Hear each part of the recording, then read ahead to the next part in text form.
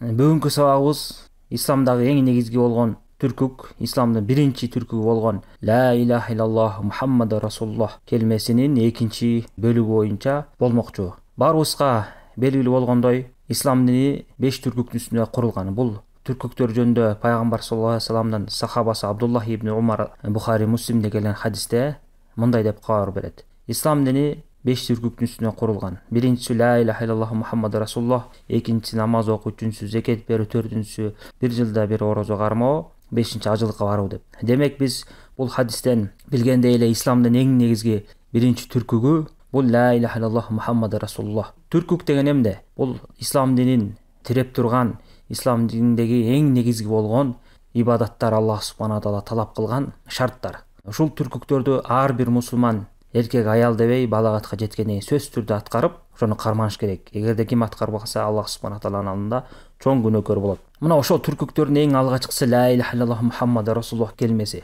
Ушул келмени айтып, адам баласы мусулман болот. Эгерде дин исламга кире элек болгон болсо, ошол ла илаха иллаллах Мухаммад расулуллах келмесин адам баласы айтып, ушу менен динге кирет. Демек, бул ислам дининин ачкычы, ислам дининин эң негизги болгон шарты. Эгерде ушул биринчи түркүк оңголгон болсо, биринчи түркүк туура орноп, ошону адам баласы туура кармаган болсо, кийинки ибадаттары, кийинки түркүктөр ошого жараша туура болуп эсептелет. Мына ушул түркүктүн биринчи бөлүгү ла илаха иллаллах келмеси. Биз буга чейин буга байланыштуу сабактарды өткөнбүз. Ошо Сүннөткө багыт каналында бар, жана ошондой эле Сүннөткө багыт каналынын YouTube каналында дагы жайгашкан. Ла илаха иллаллах келмесине байланыштуу маселелерди өтүп, сабак кылып жаздырганбыздар. Ким каалаган болсо ошону издеп таап укса болот. Кыскача айтып кетели, ла илаха иллаллахтын мааниси Аллах субхана тааладан башка сыйынууга татыктуу зат жок дегенди билдирет. Демек, баардык ибадаттын түрү, баардык сыйынуунун түрү бир гана Аллах субхана тааладын өзүнө гана арналыш керек. Эч бир махлук, эч бир жаратылган нерсе, кандай махлуктун түрү болбосун, мейли ал периште болсун, пайгамбар болсун, олия болсун, аалым болсун, асман, жер, тоо, таш, кандай гана жаратылган нерсе болбосун, ошолордун бирөөсү дагы ибадатка татыктуу эмес. Баардык ибадаттар Аллах субхана тааланын акысы. Адам баласы сыйынганда, кулчулук кылганда бир гана Аллах тааланын өзүнө гана сыйыныш керек. Мына ушул ла илаха иллаллахтын мааниси ушуну билдирет. Анткени Аллах субхана таала өзү Зарият сүрөсүндө айткандай: "Ва ма халактул джинна вал инса илля лиябудун". Мен жиндер менен адамдарды өзүмө ибадат кылуулар үчүн жараттым деген. Демек, биздин максат бул дүйнөдө Аллах субхана таала кулчулук кылып сыйынуу үчүн келгенбиз. Мына ошол нерсени ла илаха келмеси билдирет. Сыйынуунун баардык түрүн бир гана Аллах таалага арнагыла, Аллах субхана таала гана сыйынууга татыктуу дегени билдирет. Анан экинчи бөлүгү Мухаммад расулуллах. Ошол сыйынууга татыктуу болгон, жалгыз өзү татыктуу Аллах таала көптөгөн пайгамбарларды жиберген бизге чейин. Мына ошол пайгамбарлардын акыркысы биздин пайгамбар Мухаммад саллаллаху алейхи вассалам болгон.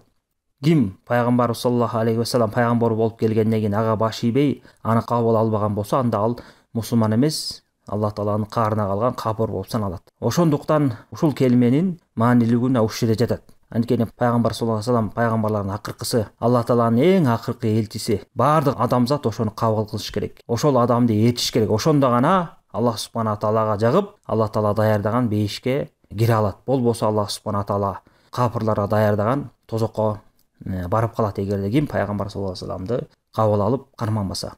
Мына ошол келменин ла илаха иллаллахтын маанисинде Мухаммад расулуллах деген мааниси, Мухаммад Аллах тааланын элчиси дегенди билдирет. Расул деген бул элчи. Элчи деген эмне экенин биз билебиз. Элчи бул Аллах субхана таала менен ошо башка пенделердин ортосундагы кабарчы дегенди билдирет. Аллах тааладан пайгамбар саллаллаху алейхи вассалам вахий келет, буйруктар келет, ошол буйруктарды алып, кандай келген ошондой кылып адамдарга элчи баарын түшүндүрүп, мына Аллах таала мындай буйруп атат, мындай нерсени талап кылып атат, бул адал экен, бул арам экен, мындай сыйыныш керек деп жеткирген кабарчыны элчи деп айтабыз, ошону расул деп айтабыз. Мына пайгамбар саллаллаху алейхи вассалам ошондой вазифаны, ошондой милдетти аткарган.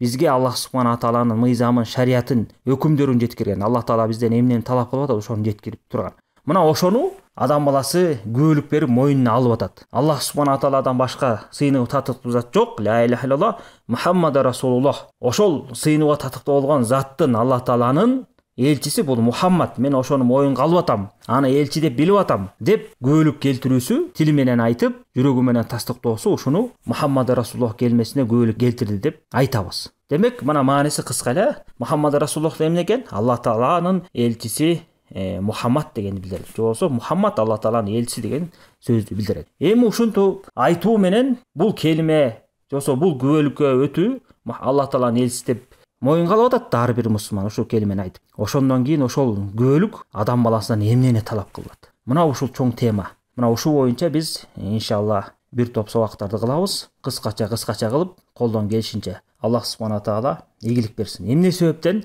биз ушул нерсени сабак кылып, пайгамбар саллаллаху алейхи вассаламдын элчиси экенин тастыктап ошого байланыштуу сабактарды өтүп атабыз. Анткени бардык эле мусулмандар, динди билген адамдар, Алла Тааланын элчиси Мухаммад деп моюнга алышып билишет.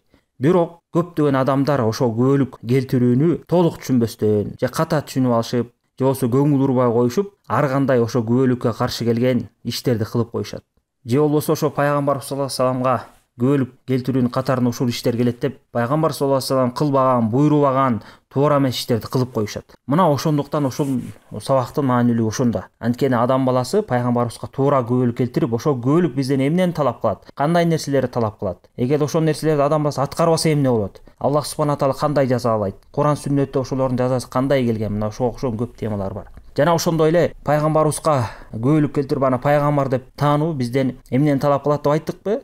Мына ошону жакшы билбеген адамдар көптөгөн жана ислам динине каршы келген, ислам дининде жок болгон диндеги жаңылыктарды шарият терминде бидат деп коет. Ушундай нерселерди көп кылып алышат. Ушунун маанисин түшүнбөндүктөн. Көптөгөн адамдар мен пайгамбарыбызды сүйөм, пайгамбарыбызды жакшы көрөм дейт, бирок пайгамбарыбыз жактырбаган, пайгамбарыбыз айтпаган, же болбосо айтканга буйрук бербеген иштерди кылып атат. Байкуш адам мен сүйүп атам, туура иш кылып атам деп ойлоп атат. Ушунун баары тең эмне? Илим албастан, ошо пайгамбар саллаллаху алейхи вассалам элчилигине күбөлүк берүү деген сөздү жакшы түшүнбөстөн, ошону билбестен ушундай каталыктарга барып атат. Албетте, адамдын баары тең эле кемчилик кетирүүчү, бирок ошол кемчиликти биз илим жолу менен, суроо менен, такыбачылык менен кетиребиз. Ошондуктан бири-бирибизге жардам катары, бири-бирибизди жакшылыкка чакыруу, жамандыктан кайтаруу максатында ушундай сабакты уюштуруп атабыз. Аллах субхана таала сабагыбызга ийгилик бердик. Мына ушунун маанилүүлүгүн биз бул жерден билип алдык. Эми ушул жана жогоруда айткандай эле ушул күбөлүк бизден эмнени талап кылат деп, ушул негизги тема, буга байланыштуу көп сабактар бар деп айтып кеттик. Мунун алдында бир эки маселени же болбосо бир негизги маселени айта кетели. Анан ошо менен бүгүнкү сабагыбыз соңуна чыгат. Анан кийинки сабактарда сабактарыбызды уланта беребиз. Мына башында айтып кеттик, биздин пайгамбар саллаллаху алейхи вассалам акыркы пайгамбар. Бул дагы негизги маселе. Демек пайгамбар саллаллаху алейхи вассаламдан кийин пайгамбар келбейт. Биздин пайгамбар Аллах субхана таала менен пенделердин ортосундагы ортомчу элчи биздин гана пайгамбар болгон. Мына ошону жакшы түшүнүшүбүз керек. Жана ошондой эле Аллах субхана таала биздин пайгамбарды бардык адамзатына жөнөткөн. Жеке эле арабтарга тиешелүү кылып биздин пайгамбарды жиберген эмес. Мына ошону жакшы биз билишибиз керек. Пайгамбарыбызга чейин көптөгөн пайгамбарлар болгон. Мисалы Аллах субхана таала Куранда айтып атат: "Валакад ба'асна фи кулли умматин расулан ан ябудуллаху ва жтанибут тагут." Биз ар бир коомго пайгамбар жибердик. Эмне максатында?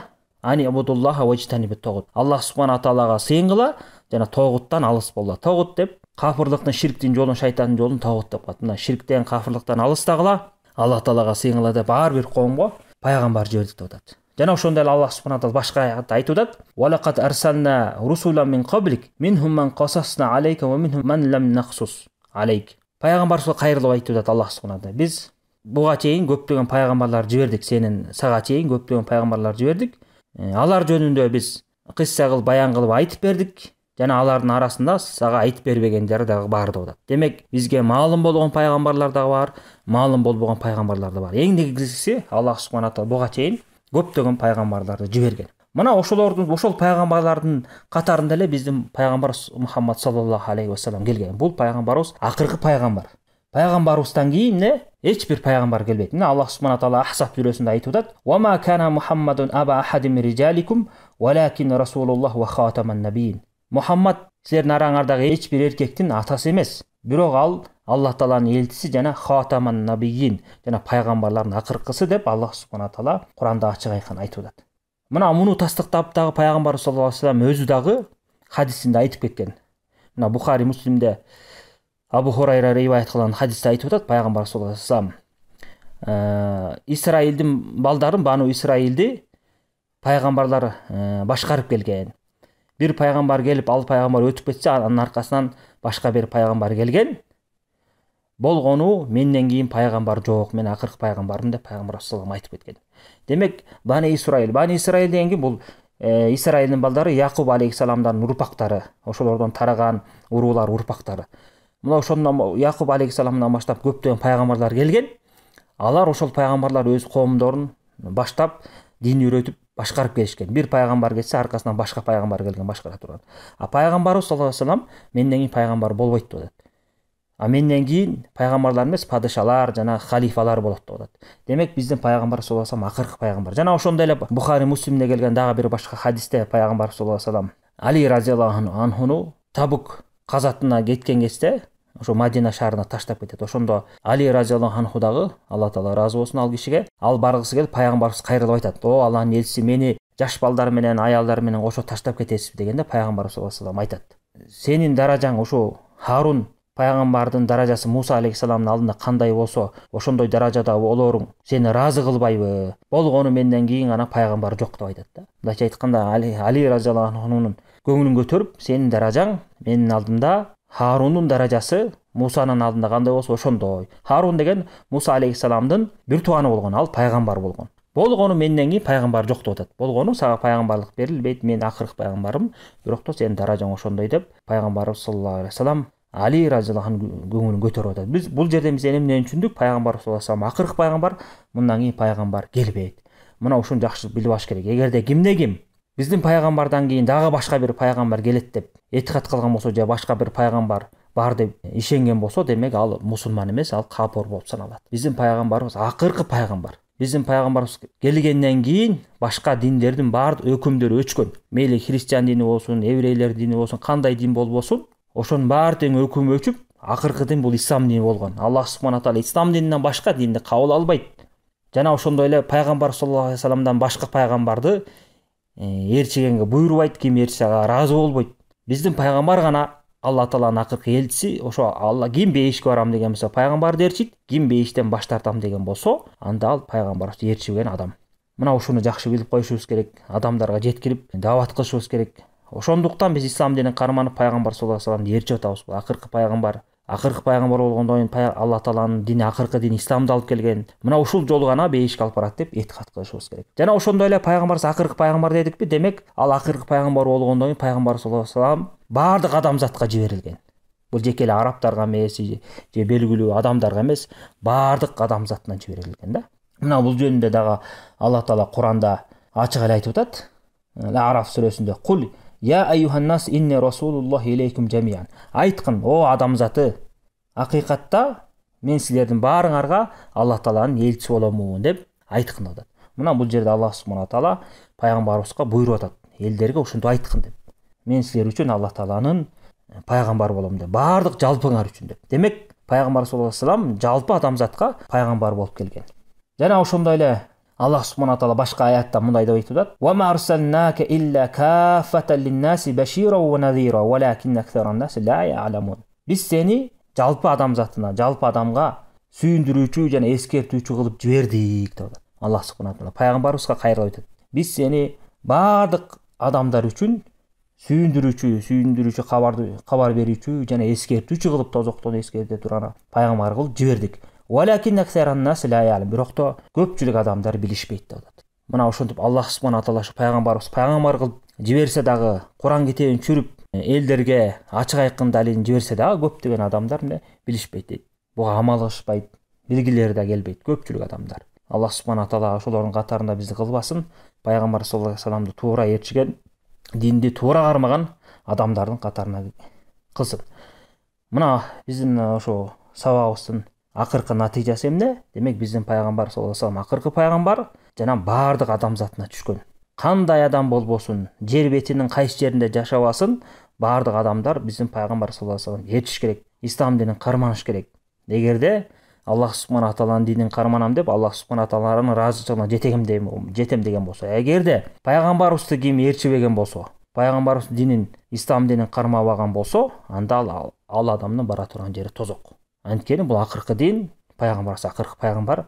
Аллах субхана таала мындан башка нерсени кабыл кылбайт. Валлаху алам. Мына бүгүнкү сабагыбыз кыскача ушундай болду. Иншалла кийинки сабактарыбыз, бул сабактардын уландысы болот. Кудайым буйрса, Аллах субхана таала өмүр бере турган болсо, мүмкүнчүлүк бере турган болсо, кийинки жекшембиде иншалла сабагыбызды улантабыз. Аллахумма салли ва саллим аля абдика ва расулика набийина Мухаммад ва аля алихи ва сахбихи ажмаин.